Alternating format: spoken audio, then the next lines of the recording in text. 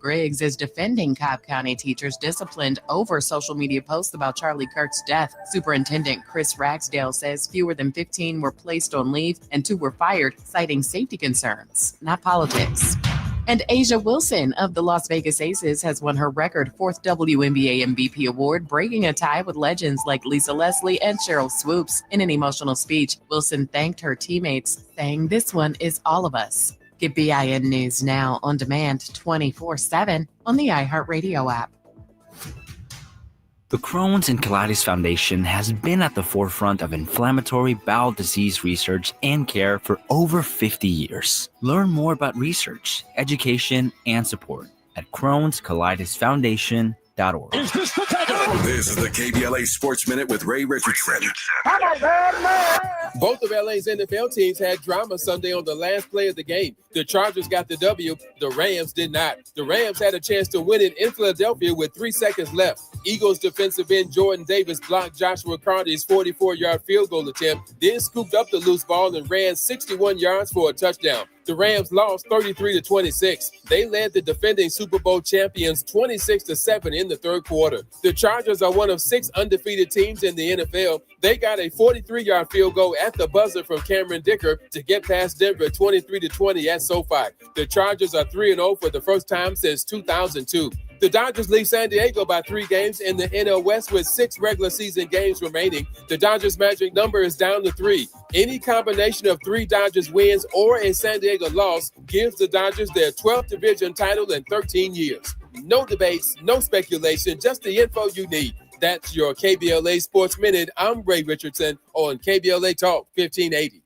With a KBLA Talk 1580 editorial, I'm Dr. Nicolai Corte. Let's preserve Black land stories before they're lost forever. I want to personally invite you to be a part of something historic. As journalist in residence for the Black Land Lost Narrative Archive Project, I've joined forces with powerhouse attorney and social justice champion George Fothery, the man who helped make history by delivering justice to the Bruce family in Manhattan Beach, securing the first known return of land unjustly taken from Black owners by a local government. That victory was monumental, but it was just the beginning. For generations, Black families have acquired land through grit, faith, and determination, only to lose it through violence, legal loopholes, forced sales, and systematic racism. What's been taken goes far beyond dirt and deeds. It's the erasure of wealth, identity, and legacy. That's why we've launched the Black Land Lost Narrative Archive Project, a national effort to collect, protect, and preserve the stories of Black land lost before they're buried, forgotten, or erased altogether. Because there's power in telling Black stories, there is resistance in remembering, and there's justice in being seen and heard. This is where you come in. We're inviting you to be a part of this historic Black narrative archive. If you or someone you know has experienced land loss, displacement, or forced property sales, your story deserves to be heard and remembered.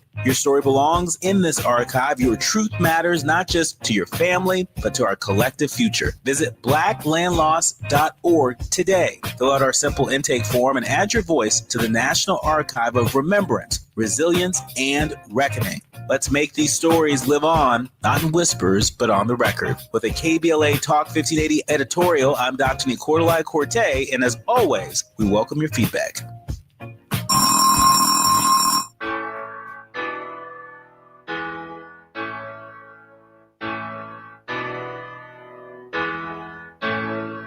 It was 7:45 on the line to put the teacher, Miss Kathleen. First was Kevin, then came Lucy, third in line was me. All of us were ordinary compared to Cynthia Rose. She always stood at the back of the line, a smile beneath her nose. Favorite number was 20, every single day.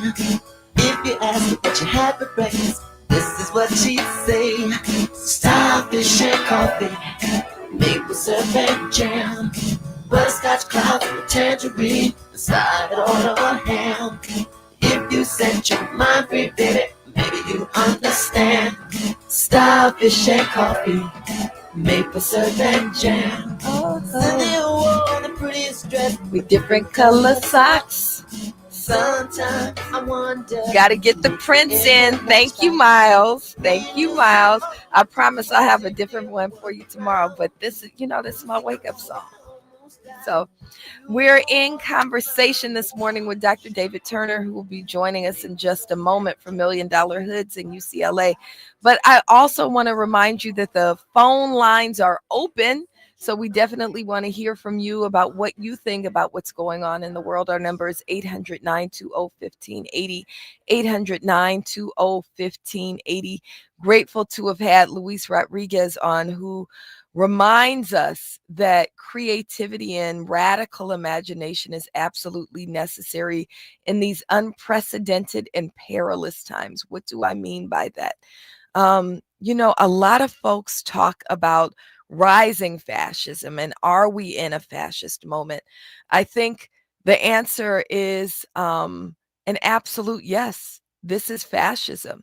This is fascism when you see stadiums full of white folks and wannabe white folks praising a white supremacist, a violent white supremacist, right? This is fascism when you see a bill like AB 715 moving through the California state legislature that will prohibit us from teaching truth in the classroom. AB 715 is an absolutely terrible bill that was footed by an Israeli lobby, an APAC, or the California equivalent to an APAC, that says, if classroom teachers come into the classroom wearing a keffiyeh, of which I have one in my bag, right? It's not on right now because it's a little warm in the studio, but I wear a keffiyeh almost all the time.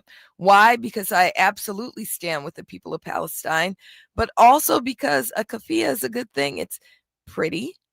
It's a needed at this age. Sometimes I need a little warmth around my neck, all of those things.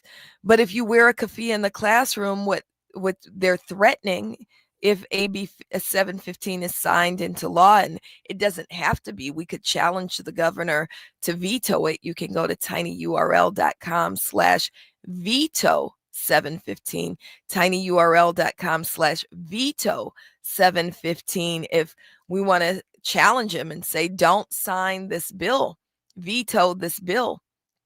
Right. But if 715 becomes law, it will say that anything that we do in the classroom that makes someone, a student who identifies with the state of Israel, feel uncomfortable, that classroom teachers can be disciplined and even fired. It's an anti-union bill. It's an anti-Black bill. It's an anti-progressive bill. There are terrible things moving.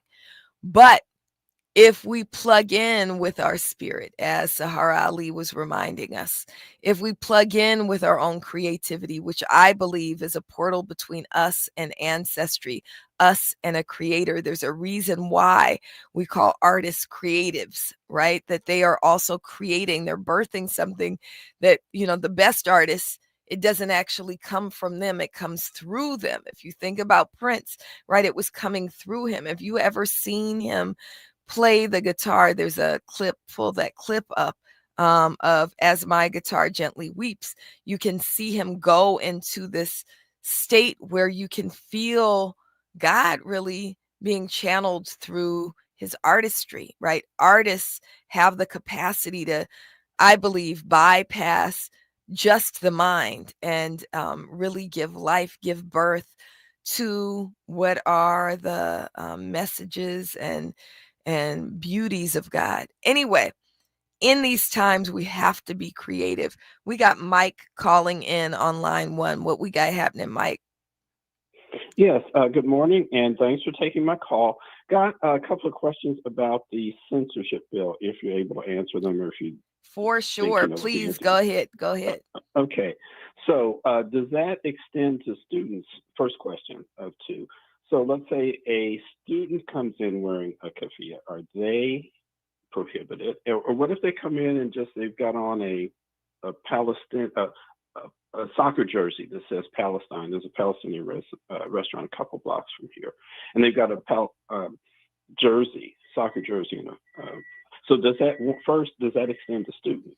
So I'm not sure. I did read the text of the bill and didn't see anything in there about students. We could imagine, though, how this bill will be weaponized against students and weaponized against others who is included in the actual writing of the bill is it's not just teachers, it's also contractors, school board members. So it extends beyond the teachers themselves.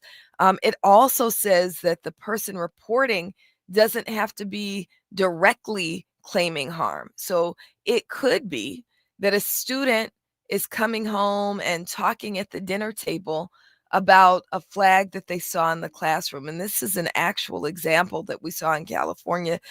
Someone was reported, a Black teacher was reported for having in her room full of flags, a Palestinian flag on the wall in the room full of flags. She was reported for that.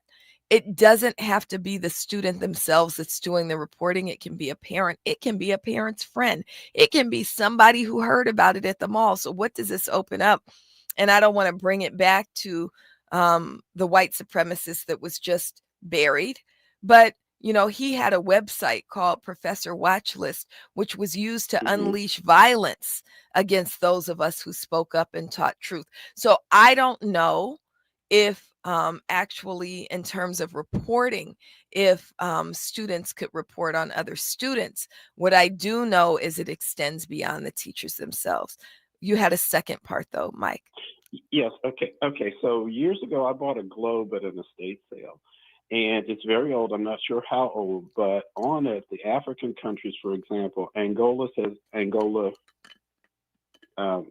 Europe, Anglo Egypt. Let's see. The South Pole says unexplored. But on that piece of land on the Mediterranean, it doesn't say Israel; it says Palestine. That's right. So this goes back. So here's my question. So a student comes into a class and says, "Teacher, I read something about the Balfour Agreement that said that Britain wanted a homeland for the Jews in Palestine. Teacher, is that true?" How is the teacher allowed to respond? So we're not sure. We're not sure what would happen. What I'm pretty confident about is that if the teacher talks about Palestine and the wrong student is in the class or the wrong person gets wind of it, that teacher will be reported and potentially disciplined. Now, somebody, as I was speaking out against AB 715, someone was saying that I'm putting extras on it when I said it actually threatens teachers' lives. What we know is that when teachers are doxxed, it sets them up. When people are doxxed, it sets them up for violence. So I'm not overstating it when I say it puts free speech on the line, but it also puts lives on the line. We know that this could happen and that this bill will be absolutely weaponized by people on the violent right? It will be absolutely weaponized by Charlie Kirk and his ilk. And so we don't know what will happen because it hasn't been implemented yet. But if we look at what has happened in terms of doxing, mostly people in higher education, we can assume that, those kinds of things would be used to target teachers. Keep letting us know what's going on with that. Thank you. All right. Thank you so much, Brother Mike. When we come forward, we'll be in conversation with Dr. David Turner of UCLA and Million Dollar Hoods. A safe place to go loud. A great place for progressive politics. KBLA Talk 1580.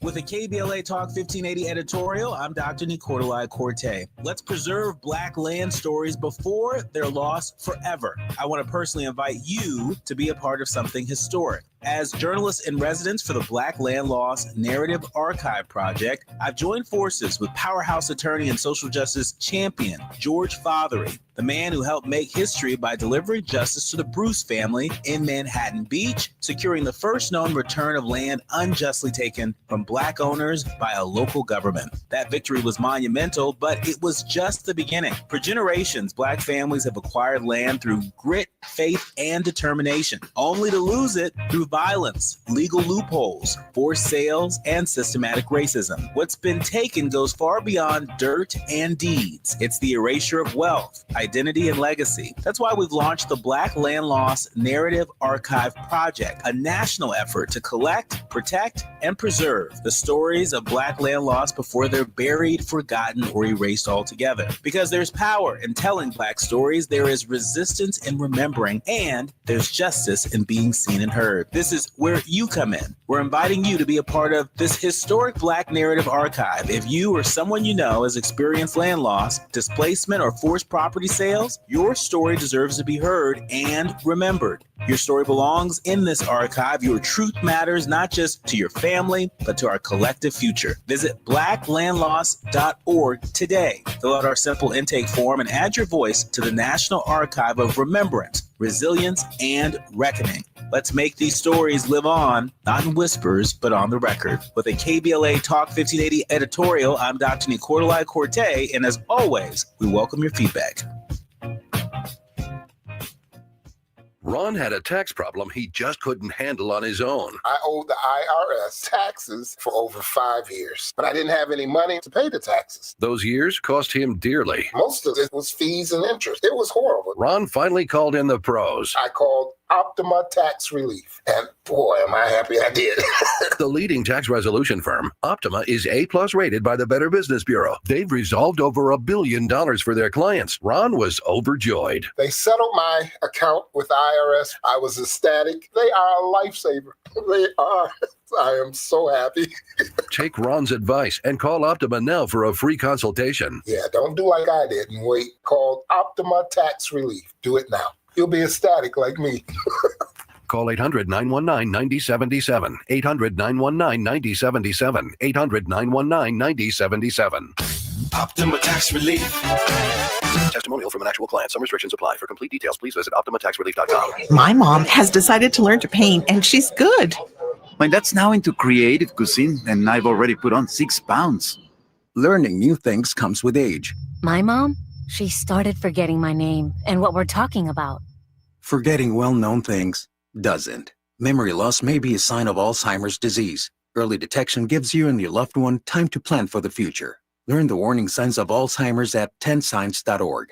Brought to you by the Alzheimer's Association and the Ad Council. Broadcasting live from Leimert Park, USA. Welcome back to your home for unapologetically progressive radio. KBLA Talk 1580.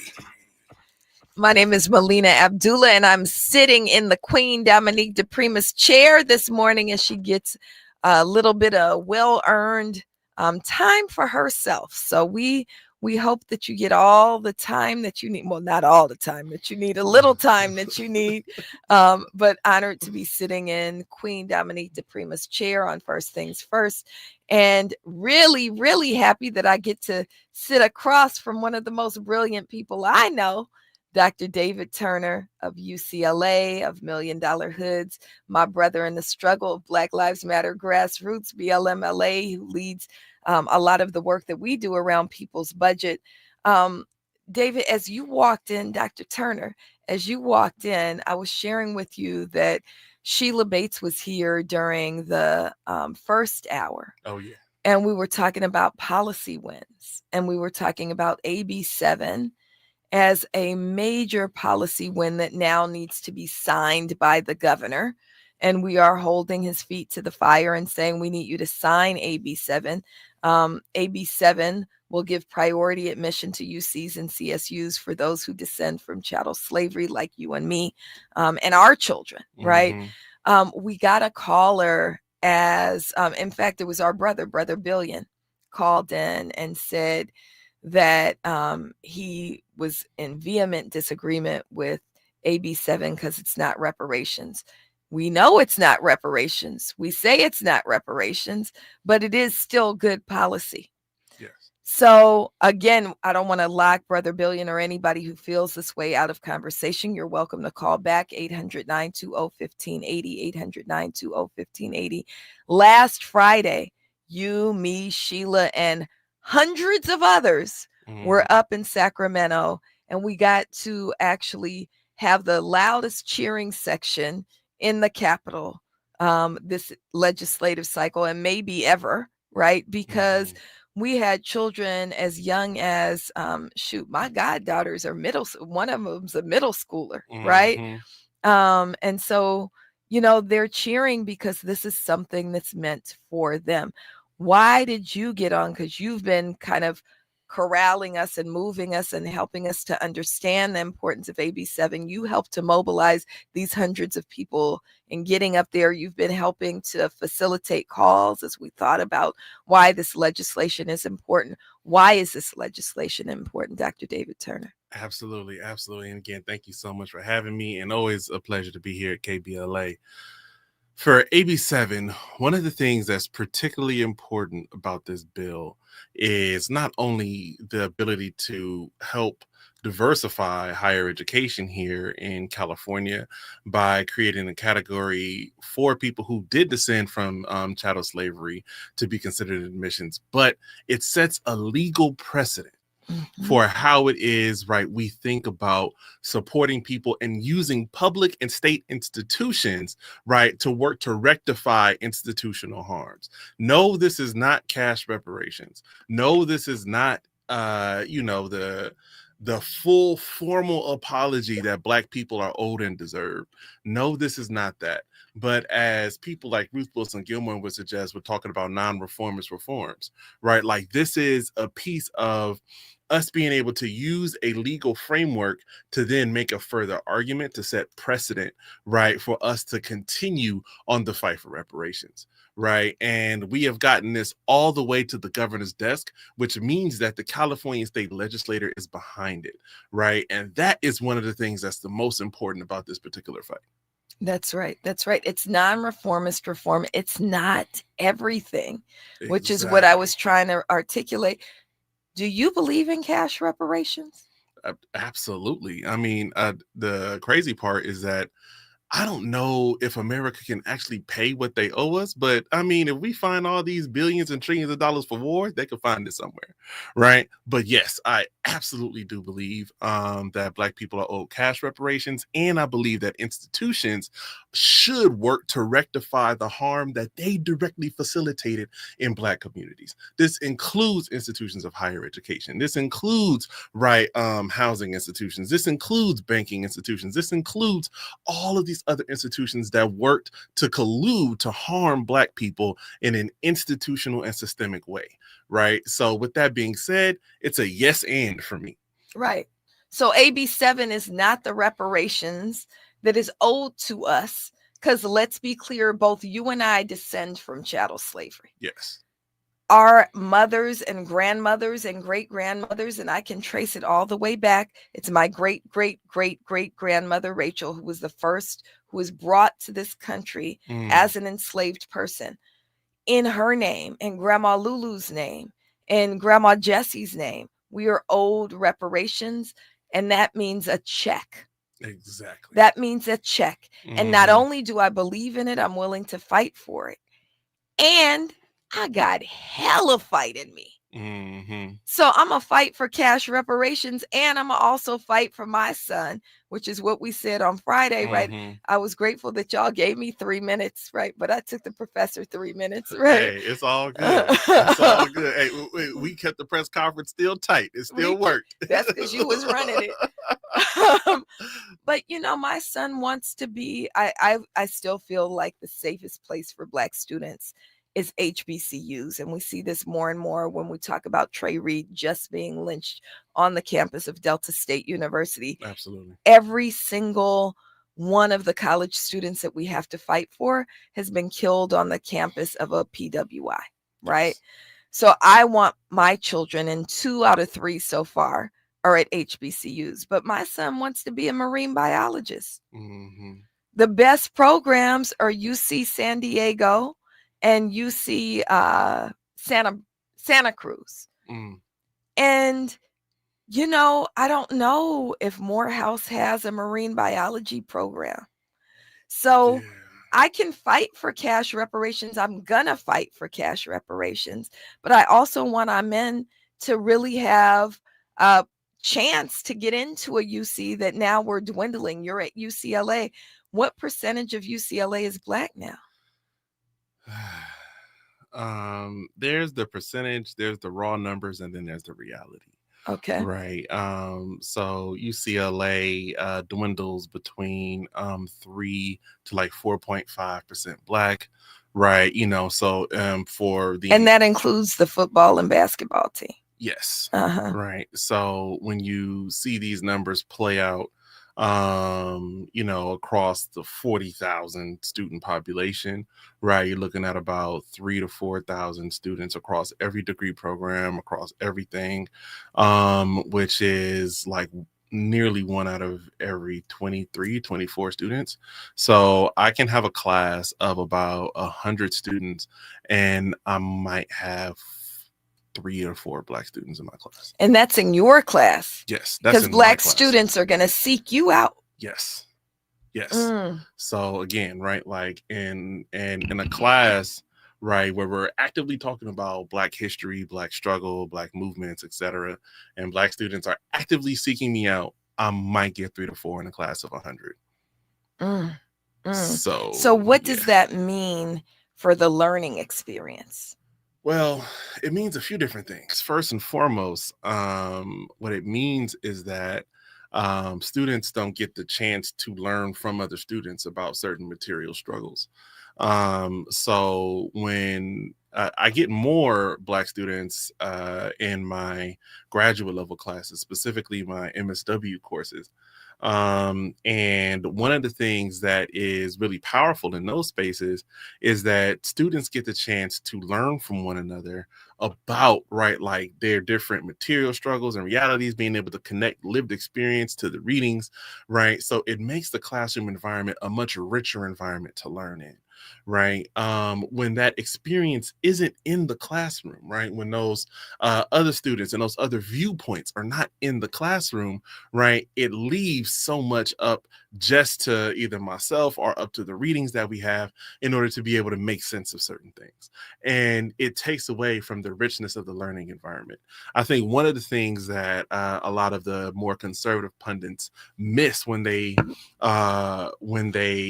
talk about diversity, right, is they think that diversity is just a mere Black face in the space. That's not exactly what we mean by diversity, Right. and it never has been, right? What we have always meant by diversity is to make sure that the different communities, the different peoples, the different ideas and identities are represented, so that way we can have rich conversations and also, right, like help move us closer to deeper understanding of one another so we can fight for one another.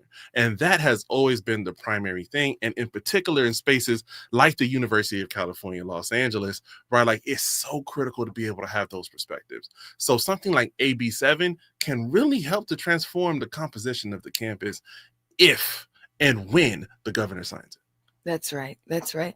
And I think about you, because you got your PhD from UC Berkeley, numbers even smaller at Berkeley. Sweet Jesus. And I love what you're saying. It's also not just about the student themselves that's given priority admission. It's also about the larger learning experience. Exactly. You can't learn when you're in a monolith, when you're in a very closed conversation. You can't learn. You can't. It takes away from the whole university, the whole classroom experience. Yeah, go ahead. And this is exactly why, like, people often get the misnomer about historically Black colleges and universities, because again, all Black people are not the same, right? Like, you would go to a place like a Howard or a Morehouse, or even, let's say like a FAMU or a Morgan State, right? Like all these Black students are not from the same type of communities. All of these Black students are not even African American, right? Some of them may be Afro-Caribbean, some of them may be from the African continent. Some of them, right, like grew up with relative class privilege, right? Some of them may be straight from the projects, right? Like, and again, you have so much diversity, right? Even with a group that appears to be monolithic. So again, right, like I say that to say that adding those diverse perspectives is so important to being able to maintain a positive environment, right? And at Black colleges, as well as at other institutions of higher education across this nation, in particular here in California, right? Like, we need to do a lot better with that, and AB7 helps us set some precedent for it. Right. When we come forward, I want to pick up on that, because I want to get into what is the purpose of the experience anyway. What is the purpose of higher education anyway? So we have more to come with Dr. David Turner. Of course, you're invited into the conversation. 800-920-1580. 800-920-1580. He's reclaiming her time on KBLA Talk 1580. More First Things First with Dominique DePrima when we come forward. I'm Bree Wood with BIN News Now. Democrats are pushing the Redistricting Reform Act to ban middle-decade map changes and require nonpartisan commissions. California Senator Adam Schiff says it's a move to stop Trump-backed efforts in GOP states. Rather than try to win the race in the midterms, they're trying to rig the game. He says the current redistricting effort is being done because Republicans know they cannot win on the issues. Black D.C. Mayor Muriel Bowser defended her crime policies before Congress Thursday, saying violent crime is down 53%. She credited local police and President Trump's emergency order that federalized law enforcement. Lawmakers pressed her on recent violence. And the football thriller Him is off to a solid start at the box office. The film, starring Marlon Wayans, opened with around $13.5 million in its debut weekend. Get BIN News Now on demand 24/7 on the iHeartRadio app. The Crohn's and Colitis Foundation has been at the forefront of inflammatory bowel disease research and care for over 50 years. Learn more about research, education, and support at Crohn'sColitisFoundation.org. This is the KBLA Sports Minute with Ray Richardson. Both of LA's NFL teams had drama Sunday on the last play of the game. The Chargers got the W. The Rams did not. The Rams had a chance to win it in Philadelphia with 3 seconds left. Eagles defensive end Jordan Davis blocked Joshua Carter's 44-yard field goal attempt, then scooped up the loose ball and ran 61 yards for a touchdown. The Rams lost 33-26. They led the defending Super Bowl champions 26-7 in the third quarter. The Chargers are one of 6 undefeated teams in the NFL. They got a 43-yard field goal at the buzzer from Cameron Dicker to get past Denver 23-20 at SoFi. The Chargers are 3-0 for the first time since 2002. The Dodgers lead San Diego by 3 games in the NL West with 6 regular season games remaining. The Dodgers' magic number is down to 3. Any combination of 3 Dodgers wins or a San Diego loss gives the Dodgers their 12th division title in 13 years. No debates, no speculation, just the info you need. That's your KBLA Sports Minute. I'm Ray Richardson on KBLA Talk 1580. We asked seniors how to prevent Medicare scams. My best advice, if you get a phone call, do not talk to the person. These people are well-trained. Don't talk to them. They don't know me. They're just trying to scam me. Don't be fooled. Hang up. Just hang up. Never give out your Medicare number. They're going to get your number to put in a false claim. If I get a call from someone, I don't pick up the phone. And should I pick up the phone and they ask for information, then I hang up. How do you detect Medicare fraud? Just like I check my credit card statements, I check my Medicare statements monthly. Scammers can get a hold of your number, order medical devices through your account, and you're not even going to know about it if you don't look at your statement. Check your statement every month. If you get your statement and you see something that you know you did not have done, you report it. Call your Senior Medicare Patrol. To report Medicare fraud, call the Senior Medicare Patrol at 855-613-7080. My mom has decided to learn to paint, and she's good. My dad's now into creative cuisine, and I've already put on 6 pounds. Learning new things comes with age. My mom, she started forgetting my name and what we're talking about. Forgetting well-known things doesn't. Memory loss may be a sign of Alzheimer's disease. Early detection gives you and your loved one time to plan for the future. Learn the warning signs of Alzheimer's at 10signs.org. Brought to you by the Alzheimer's Association and the Ad Council. As a mom, comforting my family is what I do best. Vicks Vapor Stick provides soothing, non-medicated Vicks Vapors in an easy-to-apply stick, and it dries fast, so there's no mess. I use it to comfort myself and my family. Thanks, Mom. Vicks VapoStick, soothing comfort for the whole family. And try Vicks Vapo Shower Max for steamy Vicks vapors when you need more comfort for yourself. Use as directed. Hey, can you blow up some balloons for Jack's party? I can't. I'm so congested. You need Sinex Severe from Vicks. Sinex Severe nasal spray. Yeah, just Sinex. Breathe. Sinex Severe instantly relieves nasal congestion and works 6 times faster than nasal decongestant tablets. The 12 hours of relief allow you to get back to the moments that matter without congestion. Daddy, we need more balloons. On it. Try Sinex Severe from Vicks. Just Sinex. Breathe. Use as directed. Hey, KBLA 1580 delegation, your health matters to us. We know that information is power, especially when it comes to prevention and treatment. That's why we're proud to introduce the brand new KBLA Health and Wellness Hub. This online space is built just for you, connecting our community to trusted health resources, culturally relevant care, and even access to diverse clinical trials and emerging therapies. Whether you're looking for information on common conditions, mental health support, or just want to stay on top of your wellness journey, we got you. And the best part, it's all on our website at kbla1580.com. Accessible, empowering, community-focused. So just go to kbla1580.com and click on the Health and Wellness Hub icon, because knowledge is power and your health is everything. At KBLA Talk 1580, we've got your black. Broadcasting live from Leimert Park, USA. Welcome back to your home for unapologetically progressive radio, KBLA Talk 1580. My name is Melina Abdullah, and I'm sitting in the Queen's chair. Dominique DePrima is supposed to be getting some rest, but I'm sitting in her chair. Grateful to be in conversation with Dr. David Turner, one of my favorite people on the planet from UCLA and $1 Million Hoods. We've been talking about AB7. I invited folks to call back in so they could have a more in-depth conversation about why both Dr. Turner and Sheila and I are all hardcore reparationists. Not only do I believe in real reparations, it comes with a check. I'm willing to fight for it. Went up to Sacramento to fight for it. Was part of trying to push a legislature into signing or passing the real reparations bills. And AB7 is still a good bill, right? AB7 is not reparations. It's related. It can set up a legal precedent.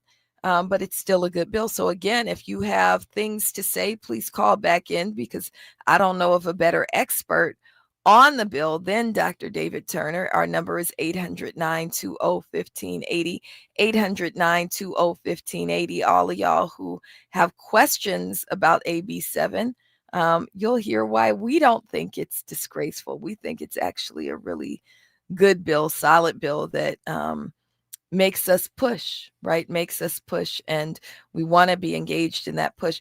I think as we talk about push, Dr. David Turner, we're talking about the composition of the UCs, even the composition of the CSUs, because as you were saying that UCLA is about 3 to 4% Black, we're less than that at Cal State LA, right? That we have not done a very good job of making sure that after 209, Black students had a place to go, right, in California. Of course, you know where I am. I feel like, all right, let's push them all to HBCUs. But I think that your work with $1 Million Hoods, as well as kind of your perspective, I'm even looking at your shirt, love, study, struggle, right? Yeah. You know, Dr. Kelly, Robin D.G. Kelly, who we both love and admire. You know, what is the role of higher education, especially as we are abolitionists and revolutionaries? I've started saying abolitionism is like a timid way of saying I'm a revolutionary, right? Let's just say we're revolutionaries. What is the role of higher ed in that? Why are we talking about colleges and universities? Some would say that that's for the middle class and the petty bourgeoisie. Is that how you see it? Well, so I got my whole PhD in education to tell people that schools as institutions are trash. However, right, there is a distinction between schooling and education, right? And there is a reason why the right wing is attacking colleges in this way, right?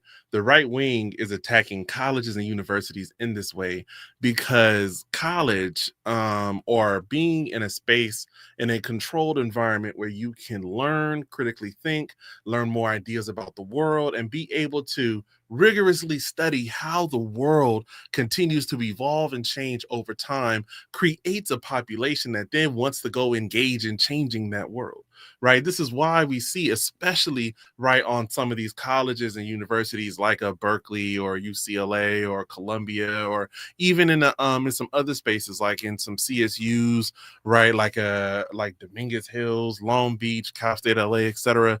Right? Like what we see is we see politically activated young people, right? We see young people who want to get involved in changing the conditions that they're studying and also have lived. And that's one of the reasons why the right wing is particularly like volatile towards higher education, because higher education is the space where they're unlearning the propaganda. They're learning, oh, well, maybe Black people aren't all criminals because we over police Black neighborhoods. Look at the data on that. Oh, well, maybe immigrants aren't all bad because my roommate is an immigrant and like his family is dope, right? Like, and again, right, like that proximity to being able to learn and engage other ideas, it fundamentally challenges some of these inherent propaganda-filled beliefs that essentially fuel the racism behind the MAGA regime. So with that being said, right, like they had to attack higher education because there has to be a commitment to anti-intellectualism in order to perpetuate fascism. And quite honestly, right, like none of our predecessors, our ancestors, if they went through colleges or not, were committed to anti-intellectualism. Malcolm X didn't have a single degree, but he was not committed to anti-intellectualism. He was committed to rigorous study, right? Dr. Martin Luther King had a whole PhD by the time he was 24, 25, right? Still committed to rigorous study, right? People like Angela Davis still committed to rigorous study. Dr. Huey P. Newton. Dr. Huey P. Newton. Dr. Huey P. Newton committed to rigorous study. Assata Shakur didn't have no PhD, committed to rigorous study. Kwame Ture committed to rigorous study.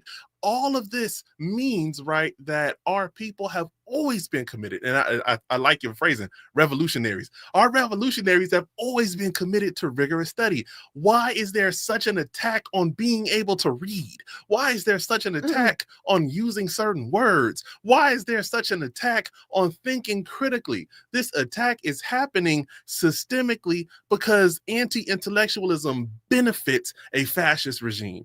And that's why we got to stop that. Anti-intellectualism benefits a fascist regime. I got to write that one down before it leaves my mind, but that's bars. And it's also truth. What I really love that's embedded in what you've been saying is that also intellectualism, and I always say that in Black studies, we are the intellectual arm of the revolution, right? We develop intellectual tools that are meant for revolution, meant to free our people. It's an additional tool in our toolbox. But what I love about your framing too is that the intellectualism is not meant for you to hoard for yourself so you can be Dr. David Turner. It's meant so that what? It's meant so that you can use and leverage that information, right, in order to create a society, create a space, create communities that operate in ways that are antithetical to oppression, right, that operate in ways that are deeply democratic and participatory, to be able to move away past capitalist consumption, to be able, right, like to see one another with empathy and humanity, right? Like that's what, right, like this kind of commitment to Black studies, right, and also just to rigor and how we see the world, that's why it's so important. And especially if we're talking about the current political moment, right, like it's so essential for us to be able to be in space where we can critically interrogate what's happening, where we can look at policies and learn how to read and assess them together, right? Where we can, right, like look at some of these critical ideas and talk about them and even debate them, right? Like, because, right, like it's those type of practices that work to fuel positive, productive, pluralist societies, right? And without us being able to do that, what it does is it creates more harm, it creates division, and ultimately, right, it creates these particular divides that institutions like the MAGA regime then fuel.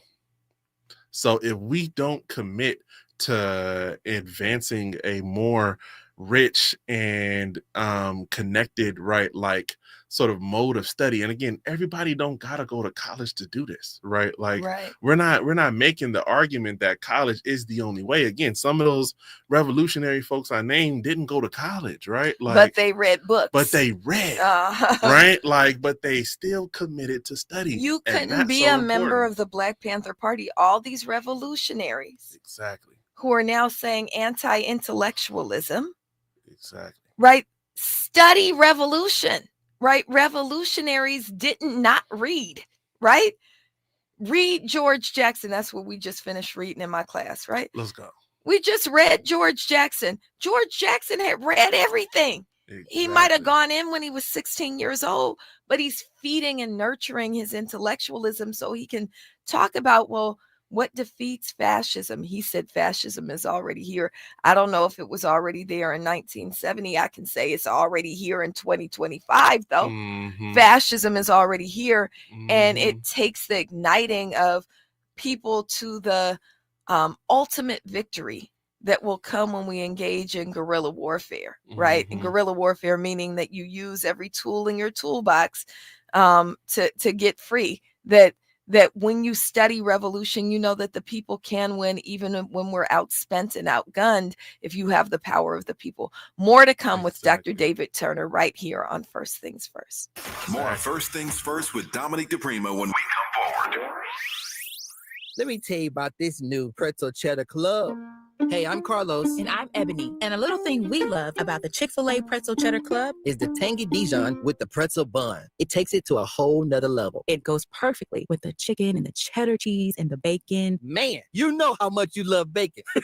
And I love the different varieties. Grilled, spicy, original. It gets you nice and excited for fall. Order the Pretzel Cheddar Club with cherry berry and Sprite for a limited time on the Chick-fil-A app. Real guests paid for their testimonials. Attorney advertising. Prior results do not guarantee future outcomes. Founded in Los Angeles in 1986, litigation powerhouse Quinn Emanuel has deep roots in the Los Angeles community. Since 2007, we have litigated some of the largest fires on the West Coast. We are proud to be the only AmLaw 100 firm in the country to represent wildfire victims, giving affected individuals, families, and businesses the same focus and individualized attention we devote to our Fortune 500 clients. BTI Consulting has repeatedly recognized Quinn Emanuel as among the 4 law firms in-house counsel least liked to oppose in any litigation, and we are often deemed the most feared. And after securing over $80 billion for our clients in various matters firm-wide, we understand why. If you have been affected by the recent wildfires in Altadena and the Palisades and would like to discuss your situation further, please contact wildfiresupport@QuinnEmanuel.com or call us at 213-443-3050. Quinn Emanuel is proud to sponsor Conversation Live Altadena Rising with James Farr on KBLA Talk 1580. Attorney advertising. Prior results do not guarantee future outcomes.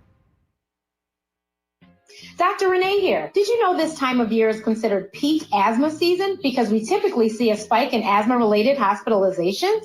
If you have asthma and are having difficulty breathing despite medication, it's time to check in with your doctor so you can help avoid landing yourself in the hospital this season. To learn more about managing your asthma, visit www.luma-edu.com. That's LUMA-edu.com. This message is brought to you by Amgen and AstraZeneca.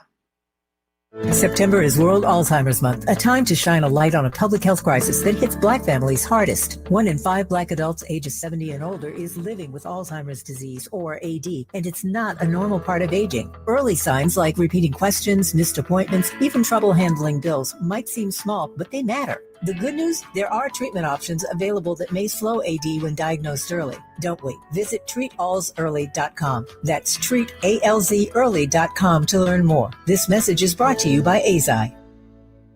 The Crohn's and Colitis Foundation has been at the forefront of inflammatory bowel disease research and care for over 50 years. Learn more about research, education, and support at Crohn'sColitisFoundation.org.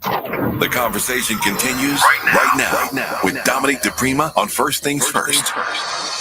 My name is Melina Abdullah, and I get to sit in the Queen's chair today, keeping it warm for Dominique DePrima, and I am in conversation with Dr. David Turner. We getting riled up over here.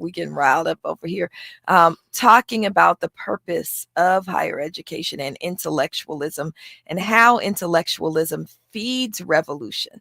Real intellectualism feeds revolution, and that's why it's a target of violent white supremacists, right? It's a target of that fool that was just buried in Phoenix over the weekend, right? It's a target.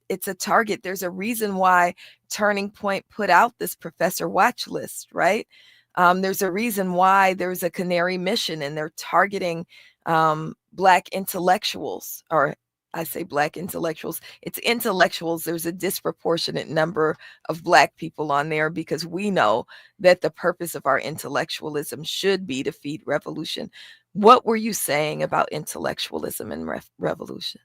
Well, I think this is the thing that's so important, right? Is that one of the things that a state or authoritarian regimes or fascist regimes try to do is they first and foremost fuel this almost ritualistic version of nationalism, right? And after they fuel this ritualistic version of nationalism, they then try to quell all dissent by fiercely attacking protests, fiercely attacking free speech, and then fiercely attacking diverse ideas that go against that nationalism. Right. So when we're looking at what's happening across the United States, and we're looking at people banning books, we're looking at people burning books, we're looking at elected officials taking a flamethrower to the Quran. Like, what are we doing? What are we talking about here? Right? Like, we're seeing how again and again and again, right? Like, people are using these talking points that they don't even fully understand, right? To come at things like critical race theory, to come at things like, understanding gender and gender identity and the difference between gender and sex, right? Like, we're looking at people attack these particular things because it disrupts their idea of nationhood and their idea of this like violent nationalism. So with that being said, right, like intellectualism, right, and more importantly, right, like rigorous study in the Black radical tradition, right, has been committed and will always be committed, right, to the struggle against, right, this attack on our consciousness, this attack on how we see the world. And when we commit, right, to this type of rigorous study, when we commit to actually reading the things we care about, to actually studying the things that we care about, right, when we commit to those things, it changes how we see the world.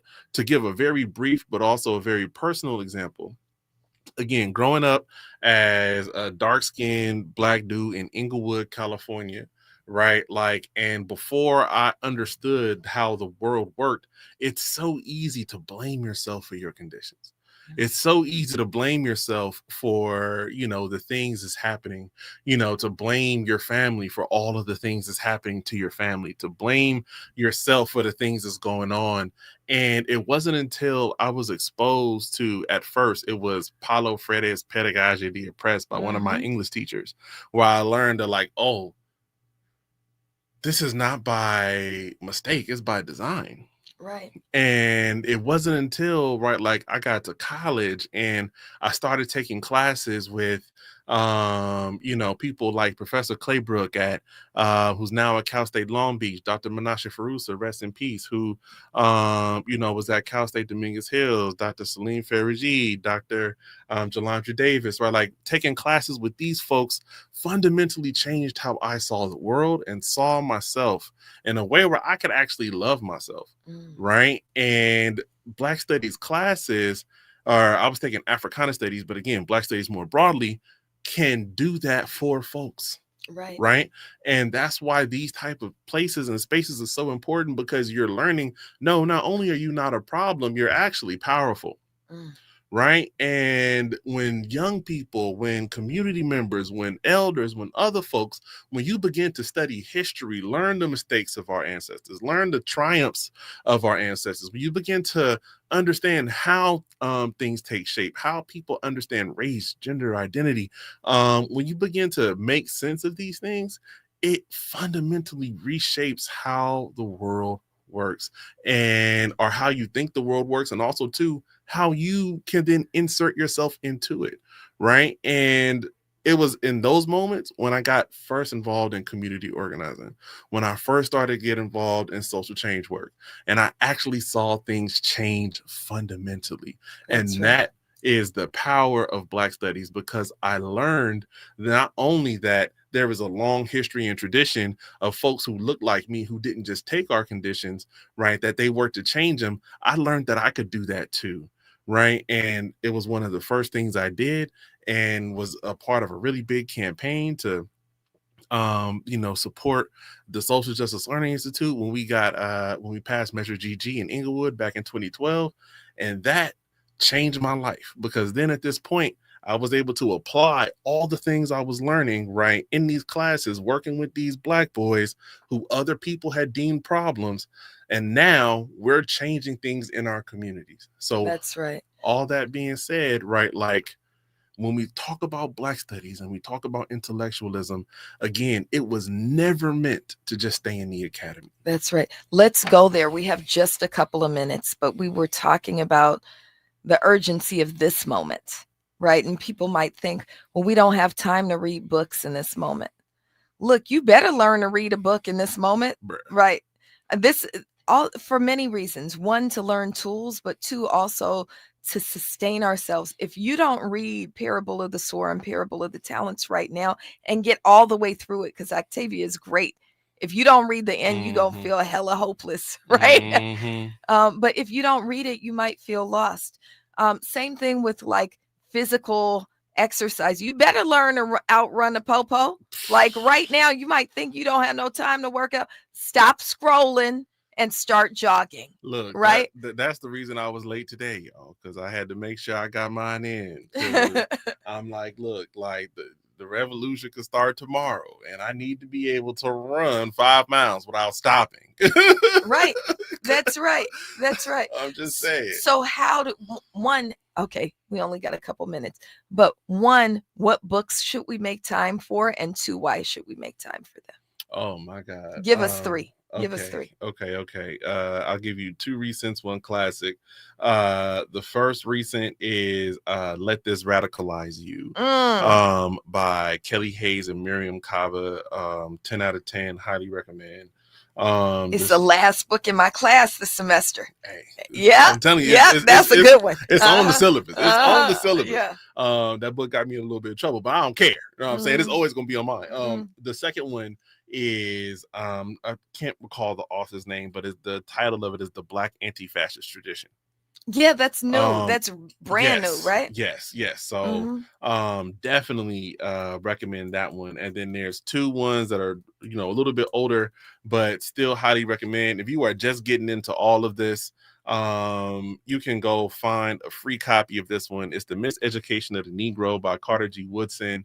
You should be able to find a free version of that online. Those first 3 chapters, if you replace the word Negro and put African American, you would think it was probably written in the 2000s. So that would be one. And then another one too, especially for all my folks who are like, well, I'm not my ancestors and I'm gonna fight back. Okay, well, you should go read We Will Shoot Back. Akin Yele Umoja. Exactly. That's right. He has a new book also on the life of Robert and Mabel Williams that just came out.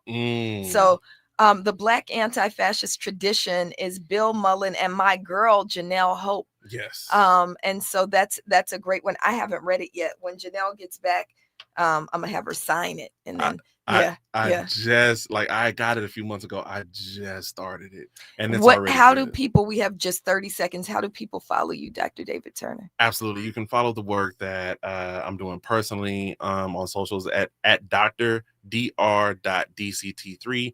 You can also follow the organizations I work with the Alliance of Boys and Men of Color, Alliance spelled the right way.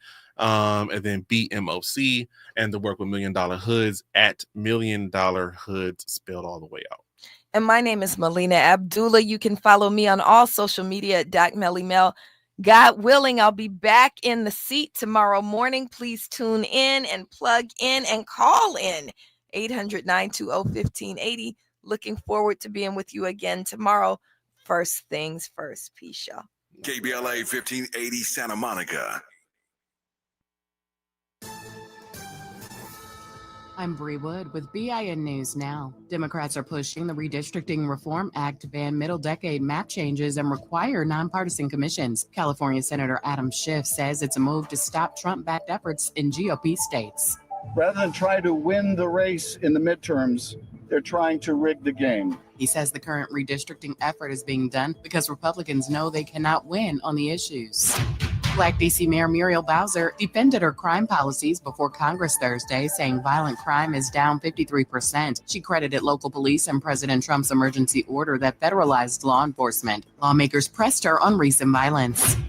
And the football thriller Him is off to a solid start at the box office. The film starring Marlon Wayans